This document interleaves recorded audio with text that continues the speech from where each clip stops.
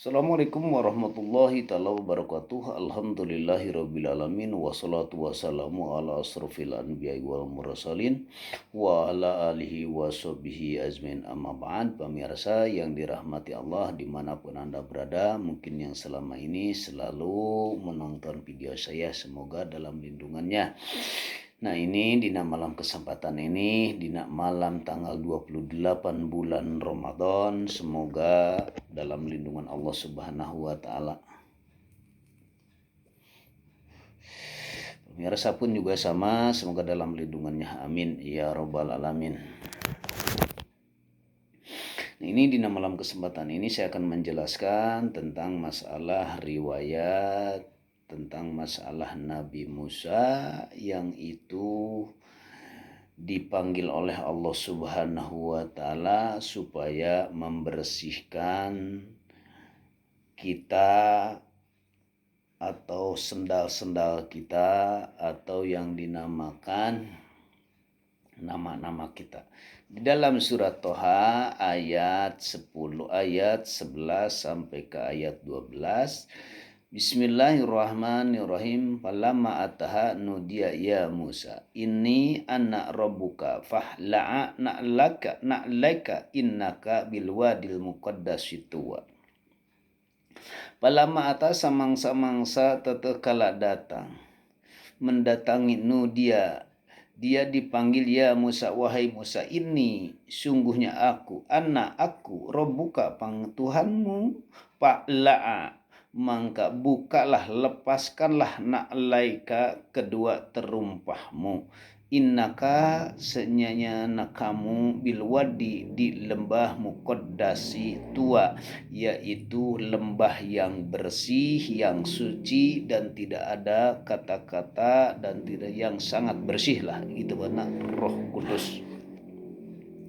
Nah, di sini bila mana manusia yang selama ini bila mana ingin menghadap Allah Subhanahu wa taala, kita cerita dulu daripada syariat semacam kita untuk melakukan sholat ke masjid. Sholat kita ke tempat masjid berarti tempat kita ke masjid itu tempat suci. Gak boleh kita pakai sendal, gak boleh kita pakai tak cuci dulu atau melakukan kaki-kaki bila mana ada nendes, tak boleh ke sana. Jadi tetap sendal itu harus dibuka karena takut ada najis. Nah, di sini pahla anak like teh. Nah, di sini juga secara syariat memang seperti itu.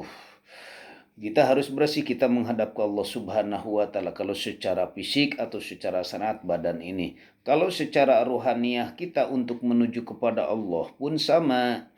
Kalau menuju kepada Allah itu harus tempat muqaddas situa, yaitu tempat bersih. Kalau ke tempat bersih kita menghadap ke Allah Subhanahu wa taala, menghadap kepada Maha Suci, yang Maha Suci itu tiada lain hanya Allah atau yang hidup, yaitu kita jangan pakai sendalnya yang mana tunggangan kita. Contohnya kita mempunyai gelar nama-nama kita, atau misalkan jabatan-jabatan kita, atau nama-nama ustadz, atau nama kiai, atau yang nama-nama berbintang. Nah, itu jangan merasa di dalam hati kita keakuan, karena itu bukan tempat-tempat kotor.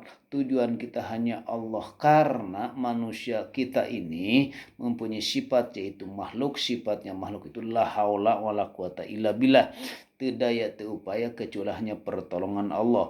Bila mana manusia ke sana ruhaniah nih, tentang masalah hakikat ruhaniah ingin ke sana, maka kita harus bersih dengan segala apapun selain daripada Allah. Kita Tuhan itu la ilaha illa ana, tiada Tuhan kecuali aku.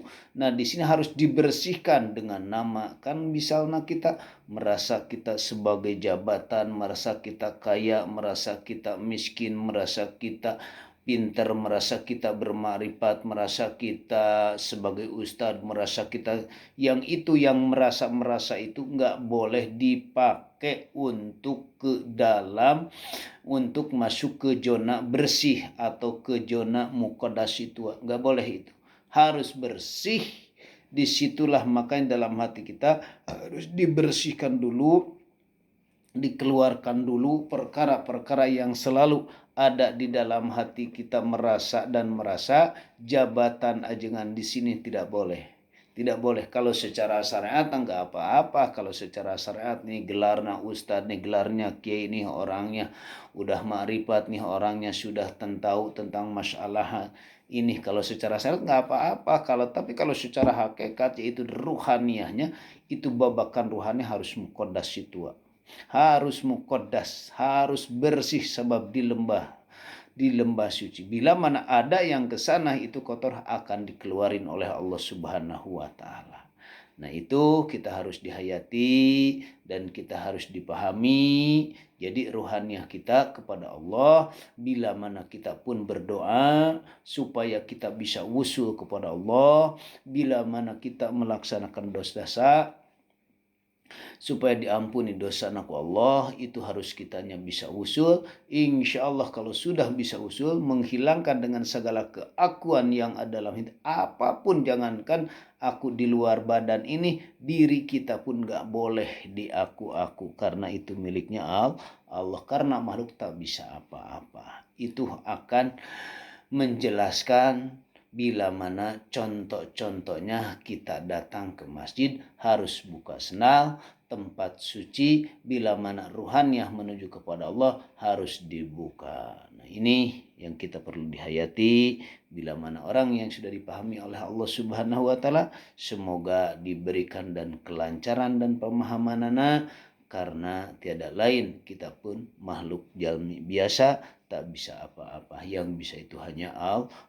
Semoga bermanfaat, semoga dalam lindungan Allah Subhanahu wa taala. Amin ya rabbal alamin. Mungkin sekian dari saya. Assalamualaikum warahmatullahi wabarakatuh.